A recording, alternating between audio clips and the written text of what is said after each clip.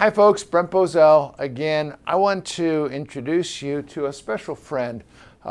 This lady was a representative from the 7th District of Tennessee from 2003 to 2018 when she was elected to the United States Senate.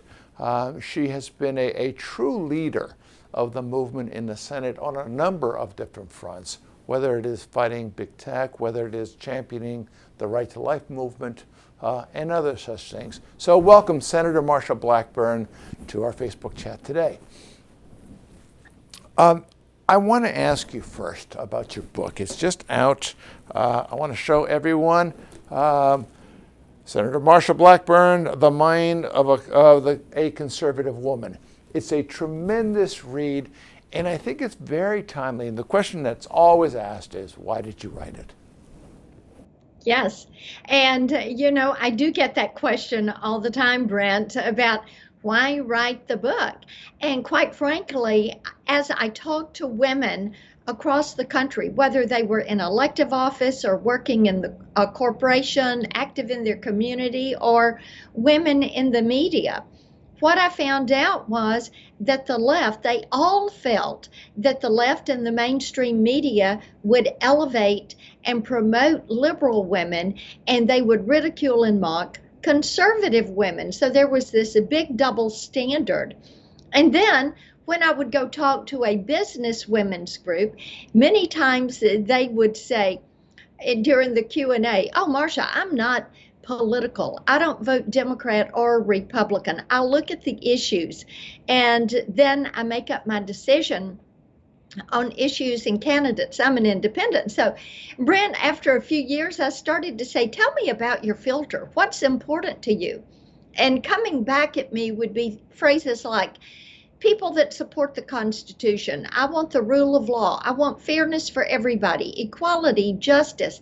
I want opportunity for all. I don't want government making my decisions about my children's education or my health care. I want to make those decisions. And what I realized is that most women are center right, but they're told that they need to agree with this agenda from the left that is the quote-unquote women's agenda in order to be accepted or in order to get ahead or to be deemed worthy, to have their voice heard. And the more I heard about the left wanting, they're really in what I call intellectual isolation when it comes to dealing with conservative women. They don't want diversity of viewpoint. What they want is somebody who is going to submit to the ascribed agenda from the left for women's issues. Okay, so I look in your book, and right off the bat, you have a great description of what a woman should be supporting. You talk about all of these various attributes and these values. And the question that comes to mind then is, why is it, and maybe you've already answered it, but why is it that the surveys show that the suburban soccer mom is supporting Joe Biden? When you look at the values that you ascribe there, I think it's a general statement. I hope it's the general statement of the average suburban mom that she wants to control her life and she doesn't want the government doing it. So why do the polls show that they're supporting Joe Biden and not Donald Trump? And it is so incredibly interesting to me that the polls all show that, because the number 1, 2, and 3 issue with suburban women this year in survey after survey is safety and security for their family and their communities. It is the economy and job security. And the third is, interestingly enough, school choice. And school choice has come to the forefront as you have some of these blue city mayors that have kept the schools locked down and children at home, and people want to go back to work and back to school. But I think that the left is a master at taking the language of the right and making it sound so compassionate. And people are thinking, well, they're going to be a moderate and they're going to recognize our freedoms. And, many times I will hear from women, well, I don't like the way the president tweets or the way he talks about people, but I love his policies. And oh my goodness, we have loved the results. And so you look at that, and I agree with you. It comes across as something that doesn't really square up because they are believing, I think they want to believe that there is a way to get to respect for all people. And that is something we would like to see. They would love to think that there is a way to have bipartisanship. But isn't that what Barack Obama said he was going to do? And then he was probably the most partisan president we have ever had. Even his own Democratic members complained he never called them to the White House. They didn't have great conversations. So there you go. Okay, so the one woman who has been in the news for the last several weeks, Amy Coney Barrett, I think it can be said with universal agreement that she comported herself in an extraordinary fashion during these hearings. I think it'll become iconic when she raised the blank piece of paper. That will become an iconic vision. Okay, you've been involved in this process for many years. I mean, you remember Clarence Thomas. You saw what was done to Justice Kavanaugh. How do you rate the Senate's comportment in this most recent nominating process with Judge Barrett? It was so interesting to be a part of this Judiciary Committee hearing. I think Chairman Graham did an incredible job, and I find it very sad that Dianne Feinstein, who gave a handshake and a hug to Chairman Graham, is being just chastised by the left for doing that. And Brent, they conducted themselves with more decorum. They still went after her. And instead of the committee members going after her, they delegated that job in part to their surrogates to be more harsh with her during this hearing period. The fact that they have condemned her for being a mother of 7 and have questioned her ability to serve on the Supreme Court because she is a mother of 7 and because she is a woman of faith and because she takes those 7 children to church every week, then they look at that as being some type disqualifier and question, since she is a woman of faith, would she have the ability to be fair?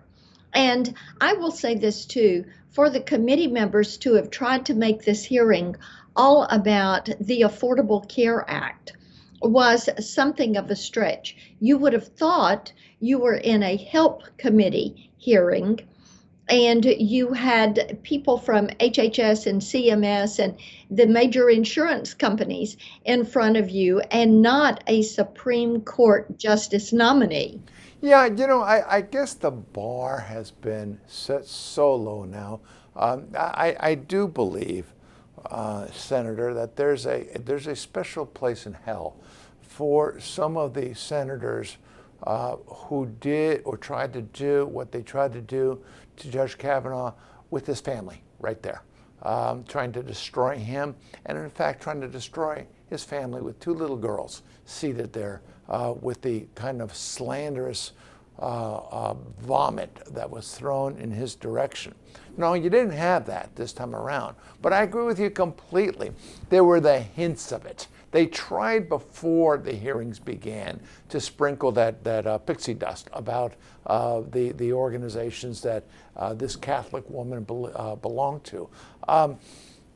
Did you find it odd? I found it rather odd that you had the likes of Senator Booker, who in his opening statements declared he wasn't going to support her Well, you knew he wasn't going to, but doesn't that rather go against the whole idea of a hearing, where you're supposed to hear the person out first? Well, it does go against that. You know, it's a constitutional duty for the Senate to provide advice and consent. So we're doing our job. But it's so interesting that we have members who do not want to do their job because their mind's made up. And as I wrapped up the hearing for us on the Republican side on Wednesday, I told a story about a song. In Nashville, everything begins and ends with a song.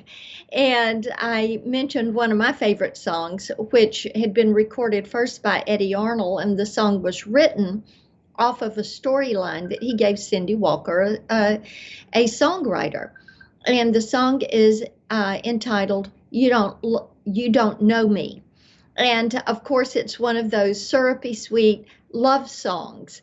And I had asked Eddie one day what the story was behind the song, because I always find it interesting. And he said, you know, sometimes because we don't take the time and the opportunity to get to know people, we miss rich relationships. And that is so very true. And this is what you saw with the Democrats and how they treated Judge Barrett. They did not want to get to know her.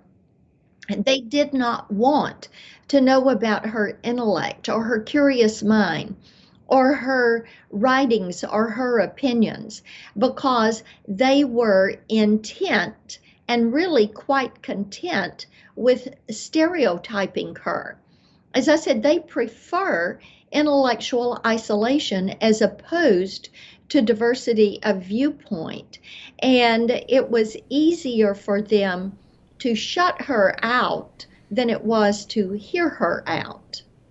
It used to be the role of the Senate to vote based on advice and consent, looking simply at the qualifications of the candidate before them, which is why judges would routinely get 96, 98, 99 votes. One would have thought, being objective here, being purely objective and fair, that if you were to look at Judge Barrett's qualifications, you'd go with the ABA, that's called a well qualified, that 100 senators would vote for, whether they agreed with her politics or her policies or not. 100 senators would vote for her based on her qualifications. Do you think, Senator, that we'll ever get back to that, or are we condemned to be mired in politics? My hope is that we will return to a sense of decorum, because, and I write about this in the book, because our nation and our freedoms have been preserved and well served because we believe in robust, respectful political debate. That has served us well. But it means that you have to be able to have that point counterpoint discussion. The public square has to be the public square. And Brent, as you and I have had so many conversations about social media, you can't shut down one side of the discussion if you're the public square. And this cancel culture, this intellectual isolation, this lack of diversity on viewpoints and participation is not going to serve our nation well for the long term. So yes, we are going to have leaders who say, look, if you want to talk to me, come talk to me. But let's not go out here and destroy people's lives, people's reputations, because we're trying to score a point. That needs to stop, and we need to return to the ability to have a discussion of issues. Okay, again, we're discussing the book, The Mind of a Conservative Woman by Senator Blackburn. You opened the door about censorship. It's been all over the news in recent days, how big media is censoring, not big media, big tech is censoring, so is big media. Big tech is censoring the news about Senator Vice President Biden and his son, Hunter, and what I think is clearly a case of corruption. Everybody's believed this. Out comes a laptop that documents it. But it's Twitter and others have banned it. Now, you have been at the forefront of this. Yes, we've had discussions of this. Senator Roger Wicker and you recently came out with some legislation that I think is just terrific, because I think it's the ultimate free market solution, at least in part, to the censorship issue, making them responsible for their actions. Would you mind to give our viewers just a short, concise view of what this Section 230 issue is all about, and what your proposal is to solve it, which I think is so wonderful? Yes, the Section 230 issue, it is Section 230 of the Communications Decency Act. And that section was put on the books in the mid-90s. It was put there to enable these new social media platforms that were coming about, new uses for the internet, to be able to stand up and to kind of work the bugs out, if you will, so that they could be applicable to a large portion of society. But they needed protection so they wouldn't get sued if something got put online that was inappropriate or that was kind of beyond what we would think is objectionable. They needed a safe harbor so that they could get to the point that they could commercialize. Well, that was the mid-90s. Social media companies used that liability protection, a shield that was there to protect them. Over the years, what has happened, 230 has not been modernized. Now, years ago, I started trying to modernize 230 so that it would not be an opaque shield, but it would be something that would be there for new starts so we could keep a competitive marketplace. And 230 should be a shield and also a sword to hold people to account. Well, there's been no accountability because social media would hide behind the shield and say, we find this otherwise objectionable, and we do it through our terms of service and our community standards, and they would never give a reason.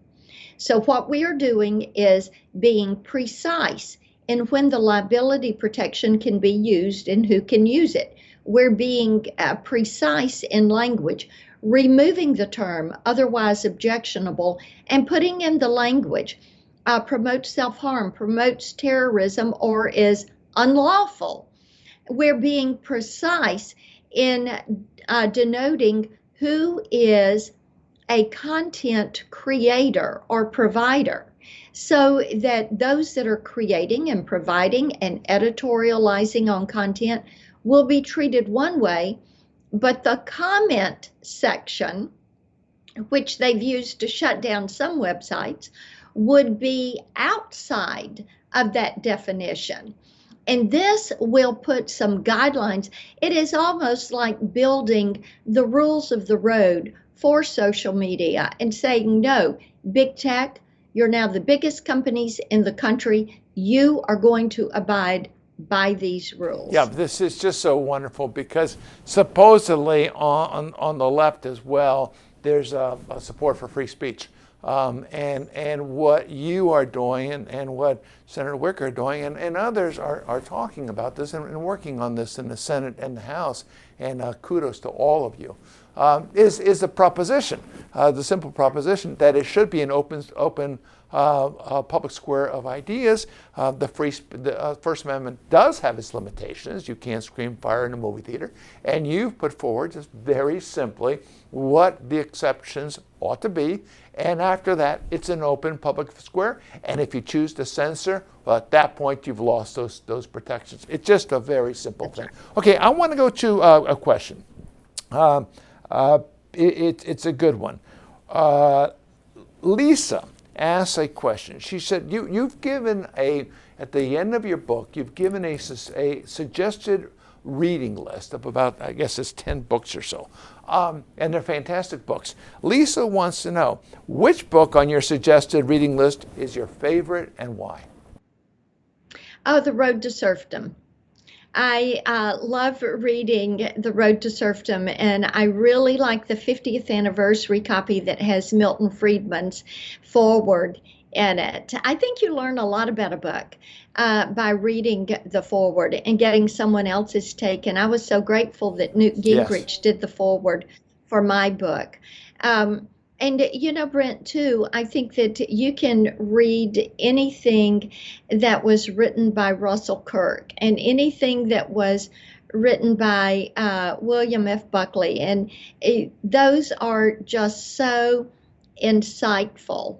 And I appreciate the knowledge that you gain by going back into these books. Now, one of the books that I made certain my kids read when they were in college was Atlas Shrugged.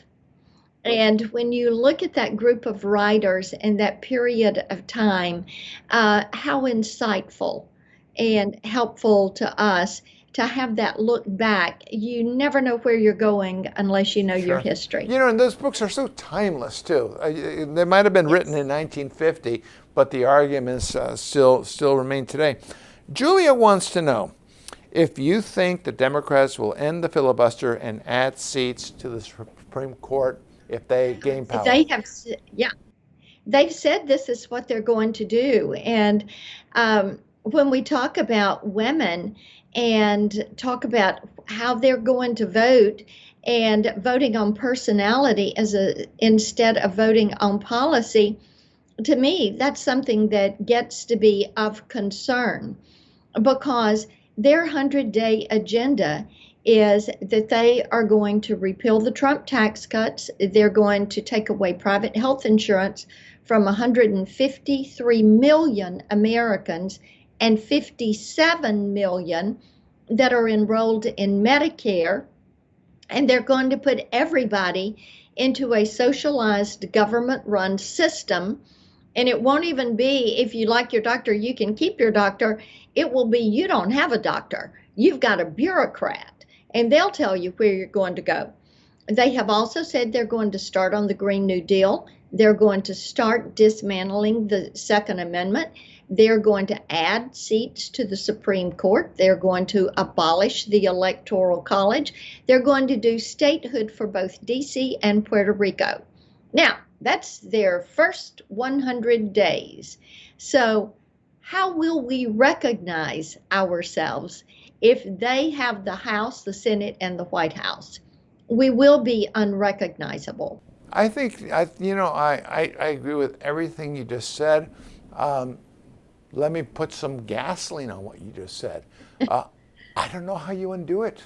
I don't know when they have legislated and regulated so much power onto themselves, onto all three branches of the government.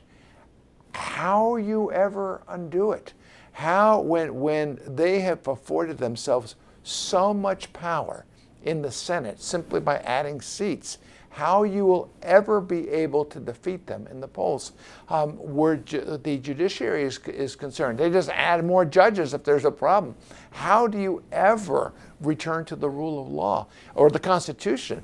They will be able to give themselves the power through the Electoral College, through getting rid of the Electoral College, but the popular votes, they'll be able to manipulate that. How do you ever elect another non-left-wing Democrat to the presidency?